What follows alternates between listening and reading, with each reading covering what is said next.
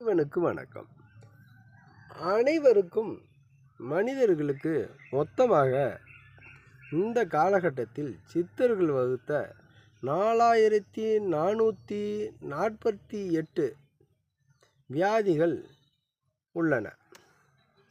இந்த வியாதிகளில் தோல் வியாதிகள், செய்வினை கோளாறுகள், வயிறு சம்பந்தமான அனைத்து பிரச்சனைகளும், மனநல பாதிப்புக்கும் கொஞ்சம் வில்வ இலை பச்சையாக கொண்டு வந்து பஞ்சாட்சரம் ஓம் நம சிவாய நம என்று 108 உரு செபித்து தினமும் சாப்பிடச் சொல்லவும்.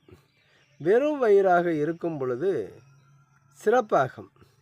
இந்த பஞ்சாட்சரத்தை சொல்லிக்கொண்டே நன்கு மென்று, அதாவது ஓம் நம சிவாய நம என்று சொல்லிக்கொண்டே